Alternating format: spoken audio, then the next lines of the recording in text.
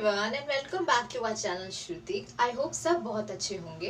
एक अरसा सा हो गया है ये पूछे हुए, बट हमने सिर्फ यही प्रे किया है कि हमारे सब्सक्राइबर्स हैं वो बने रहे और जब हम वापस आए तो हमारा अच्छे से स्वागत करें। आज का हमारा टॉपिक होगा power of positivity. But before I start I want, जो इस चैनल को नए देख रहे हैं प्लीज़ इस चैनल को सब्सक्राइब करना मत भूलें और हाँ, don't forget to press the bell icon और कोशिश कीजिएगा कि इस वीडियो को अंत तक देखें। I start with my topic, power of positivity. ये है क्या? आइए हम एक कहानी से समझते हैं। दो स्टेट होती है जिनमें अपने अपने एक राज्य होते हैं, यानी कि किंगडम। हम अपने एंशिएंट हिस्ट्री में तो सुनते ही आ रहे हैं कि दो किंगडम होते हैं, दो राजा होते हैं जिनमें लड़ाई हो जाती है और सबसे कमज़ोर वाला हार जाता है। बट यहाँ कहानी है कुछ अलग। यहाँ पे दो किंगडम होते हैं और उनमें लड़ाई होने जा रही होती है। तो जो कमज़ोर वाला होता है उसने तो ठान ली होती है कि मेरे पास ना इतने सोल्जर्स हैं, मैं तो ऑलरेडी हारने वाला हूँ। और यहाँ तक कि यहाँ उस किंगडम के जितने भी सोल्जर्स थे सब ने ऐसे ही हार मान ली थी। और वो तो जो लार्ज किंगडम था, जो सबसे ताकतवर किंगडम था नेबरिंग स्टेट का, वो उसको अपने आप को सौंपने भी वाले थे। बट सब चीज़ें होने से पहले वो जो विलेज था जो कि कमज़ोर वीक किंगडम वाला था, वो जाते हैं अपने मॉन्क के पास। यानी कि जैसे हमारे शहर में कोई, हम जिस पंडित को मानते हैं और पूछते हैं, हम जाते हैं कोई भी डिसीजन लेने से पहले या कोई भी काम करने से पहले, वैसे ही उस शहर में एक माने जाने वाले मॉन्क थे। तो राजा उनके पास पहुंचता है और उनसे कहता है कि देखिए, हम तो पहले ही लड़ाई हार चुके हैं और पर हम इस लड़ाई को हारने से पहले आपका आशीर्वाद लेने आए हैं। मॉन्क कहते हैं हारने की क्या ज़रूरत है, एक काम करो, तुम उस पूरे राज्य का लीडर बना दो, मतलब कि इस लड़ाई का लीडर बना दो। जब वो पावरफुल वाले किंगडम को पता चलता है एक मॉन्क जिसको ना सुध है ना बुध है, किसी चीज की लड़ाई क्या होता है, किंगडम क्या होता है, वो इस चीज को लीड करेगा, तो कहते हैं हार तो उन लोगों की पक्की है। यही सब सोच के राजा जो वीक किंगडम का था वो तो कहता है कि मैं आपको कैसे सौंप दूं, पर खैर उसने मॉन्क की बात रखी और सौंप दिया। राजा तो वहीं रुका रह गया, पर मॉन्क सारे सोल्जर्स के साथ निकल पड़ता है लड़ाई की ओर। पर लड़ाई के रास्ते में पड़ता है एक टेम्पल के पास पहुंचते हैं और सोल्जर्स पर पूछ लेते हैं उनसे कि हम टेम्पल क्यों जा रहे हैं।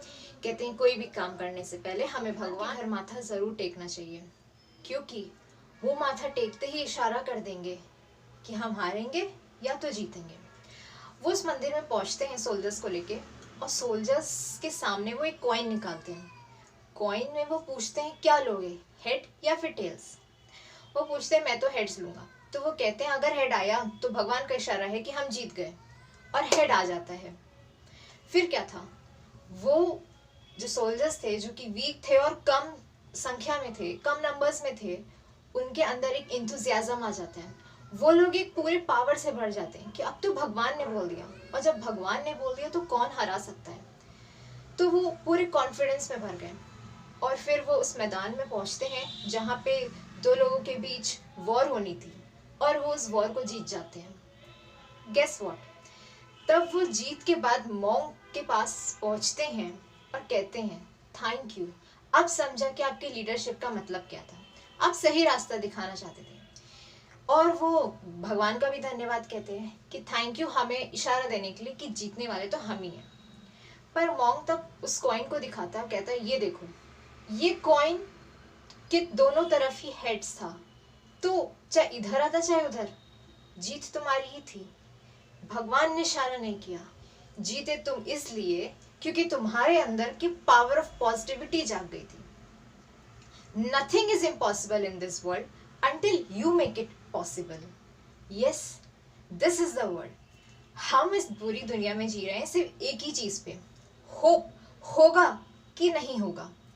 नहीं होता है तो भी एक ही चीज रिलाई करती है कि हमारे अंदर वो एबिलिटीज तो है पर हम उसे पहचान नहीं पा रहे हैं, और जब हो जाता है तो भी एक चीज रिलाई करती है कि हम उस चीज को बेहतर पहचान चुके हैं, करना जानते हैं और करने की पूरी ठान लेते हैं। तो एक चीज हमेशा याद रखना, पर दो चीज़ पे हमेशा निर्भर रहना, ये कि अपनी एबिलिटीज और पोटेंशियल को कभी कम मत होने देना, ये दो चीज़। और एक चीज़ को हमेशा जगाए रखना, वो कि ये कि अपने सेल्फ कॉन्फिडेंस को थामना, बैठना, सोचना, फिर उसको करने की पूरी कोशिश करना। इस चीज़ को आप लोग अच्छे से जान लीजिए। स्ट्रांग होने का मतलब ये नहीं होता कि हमारे आंसू नहीं बहते। स्ट्रांग होने का मतलब ये नहीं होता कि हम कमज़ोर नहीं पड़ सकते। कमज़ोर का मतलब ये होता है कि हमारे सामने कोई चीज़ है, हमें जिससे डर लग रहा है और हम डर के हार मान के बैठ गए। हालांकि स्ट्रांग उसको कहते हैं, डर भी लगे, आंसू भी बहे, पर लड़ना ना छोड़े, उसको कहते हैं। पर वो एक चीज़ तभी आती है जब हमारे अंदर की पॉजिटिविटी जागती है, और वो तभी जाग सकती है जब आप लोग ये ठान ले कि नहीं, मैं कर सकता हूँ, मैं करूँगा। कमी है तो क्या हुआ, मैं भी किसी से कम नहीं। और शायद इसी चीज़ को सोच के वो किंगडम लड़ पड़ा। उसने सोचा वो भगवान का इशारा है, पर नहीं, एबिलिटीज उनमें खुद थी। वरना संख्या तो उतनी थी जब वो हार मानने वाले थे। तो the thing is in front of you. सोचना आपको है, करो या तो मरो, सिंपल। क्योंकि इस दुनिया में एक ही चीज़ अब रह जाती है, हम हमेशा एक कर्म करने आए हैं। कर्म से ही पहचान रख कर्म से ही पहचान बनाने आया है, और कर्म हमेशा रिलाई करता है हमारी पावर ऑफ पॉजिटिविटी में। So I hope you like this topic, you like this video. और जो इस वीडियो को देख रहे हैं, प्लीज़ लाइक कमेंट करना मत भूलिएगा। Do subscribe this channel and don't forget to press the bell icon. And yes, thanks for watching till end. Bye bye.